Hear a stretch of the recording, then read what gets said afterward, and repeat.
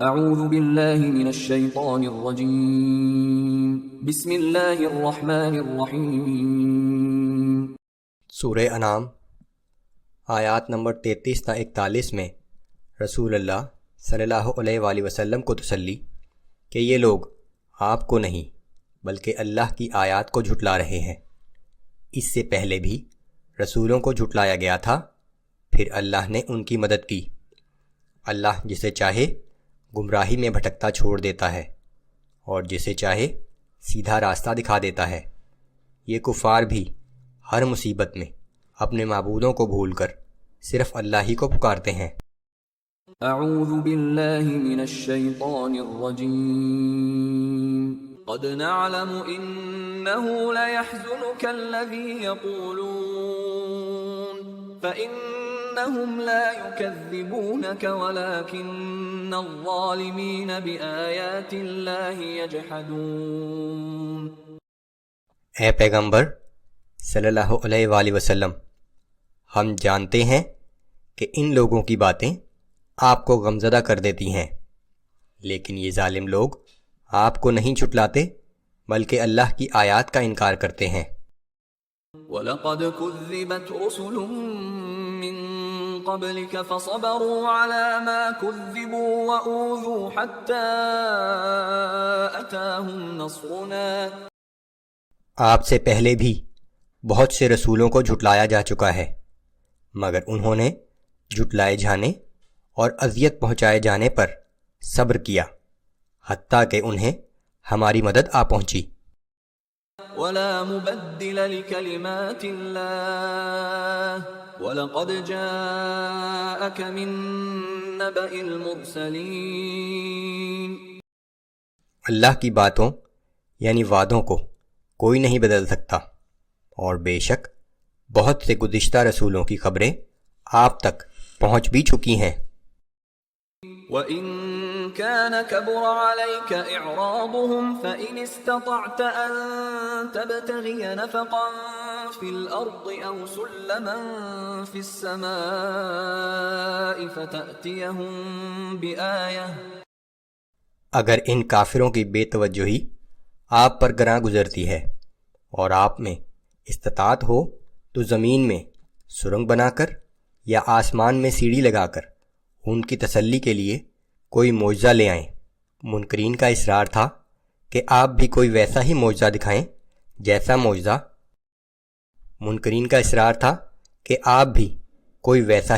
دکھائیں جیسا موسیٰ علیہ السلام یا دوسرے رسول دکھاتے رہے ہیں، لیکن حقیقت یہ ہے کہ پچھلی کوئی قوم معجزہ دیکھ کر بھی ایمان نہ لائی تھی، اور جس کا نتیجہ یہ ہوا کہ انہیں اللہ کے عذاب نے ہلاک کر دیا۔ لیکن اللہ کی یہ حکمت تھی کہ ان مشرکین مکہ کو ابھی کچھ اور مہلت دی جائے۔ ان آیات میں اسی چیز کو دہرایا گیا ہے کہ بالفرض آپ کوئی نشانی لے بھی آئیں تو یہ لوگ پھر بھی ایمان نہیں لائیں گے۔ وَلَوْ شَاءَ اللَّهُ لَجَمَعَهُمْ عَلَى الْهُدَى فَلَا تَكُونَنَّ مِنَ الْجَاهِلِينَ۔ اور اگر اللہ چاہتا تو خود بھی ان سب کو ہدایت دے سکتا تھا، لہذا آپ ان لوگوں میں سے نہ ہو جائیں جو اصل حقیقت کا علم نہیں رکھتے۔ انسان کو اس دنیا میں بھیجنے کا مقصد ہی امتحان ہے۔ اسے اختیار دیا گیا ہے کہ چاہے تو ہدایت قبول کر لے اور چاہے گمراہی کے راستے پر چل پڑے۔ بالآخر قیامت کے دن اس کے انہی اعمال کی بنیاد پر اس کے لیے ہمیشہ ہمیشہ کے لیے جنت یا جہنم کا فیصلہ کیا جائے گا کہ اس دنیاوی زندگی کا یہی مقصد ہے۔ انما يستجيب الذين يسمعون والموتى يبعثهم الله ثم إليه يرجعون۔ ہدایت تو وہی لوگ قبول کرتے ہیں جو سننے کی صلاحیت رکھتے ہیں۔ یہ کفار تو ان مردوں کی طرح ہیں جو سن نہیں سکتے۔ اللہ انہیں روز قیامت ہی زندہ کرے گا، پھر وہ اسی کے سامنے پیش کیے جائیں گے۔ وَقَالُوا لَوْلَا نُزِّلَ عَلَيْهِ آيَةٌ مِّن رَّبِّهِ۔ وہ کہتے ہیں کہ اس رسول پر اس کے رب کی طرف سے کوئی نشانی کیوں نہیں نازل کی گئی؟ قل ان اللہ قادر على ان ينزل آیۃ ولكن اکثرهم لا يعلمون۔ آپ فرما دیجئے کہ بے شک اللہ ایسی نشانی اتارنے پر قادر ہے، لیکن ان لوگوں میں سے اکثر اس کے نتائج سے واقف نہیں ہیں۔ کہ اللہ کا یہ ضابطہ ہے کہ معجزہ لانے کے بعد بھی اگر قوم ایمان نہ لائے تو اسے ہلاک کر دیا جاتا ہے۔ وما من دابة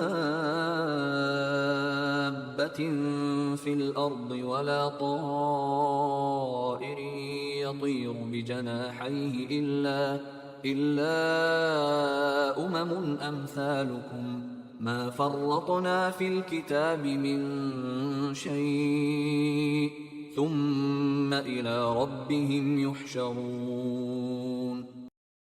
زمین میں چلنے والے تمام جانور اور ہوا میں پروں سے اڑنے والے تمام پرندے بھی تمہاری طرح مخلوق کی مختلف جماعتیں ہیں۔ ہم نے اس قرآن میں ہر چیز کی تفصیل لکھنے میں کوئی کسر نہیں چھوڑی ہے، اور آخرکار سب اپنے پروردگار کے پاس جمع کیے جائیں گے۔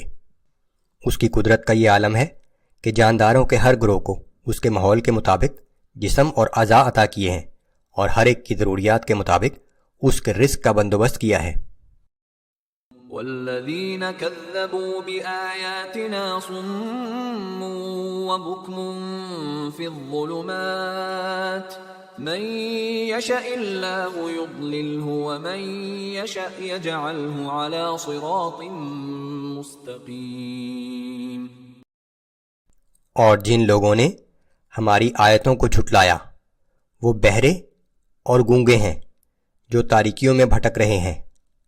اللہ جسے چاہتا ہے اسے گمراہی میں بھٹکتا چھوڑ دیتا ہے، اور جسے چاہتا ہے اسے راہ راست پر لگا دیتا ہے۔ قل ارأيتكم ان اتاكم عذاب الله او اتتكم الساعة اغير الله تدعون ان كنتم صادقين۔ اے پیغمبر صلی اللہ علیہ وآلہ وسلم، ان لوگوں سے پوچھو کہ اگر تم سچے ہو تو یہ بتاؤ کہ اگر تم پر اللہ کا کوئی عذاب آ جائے یا قیامت کی گھڑی آ پہنچے تو کیا اس وقت بھی اللہ کے سوا کسی اور کو پکارو گے؟ بل إياه تدعون فيكشف ما تدعون إليه إن شاء وتنسون ما تشركون۔ مصیبت کے وقت تو تم اللہ ہی کو پکارتے ہو، پھر اگر وہ چاہتا ہے تو اس مصیبت کو تم سے دور کر دیتا ہے۔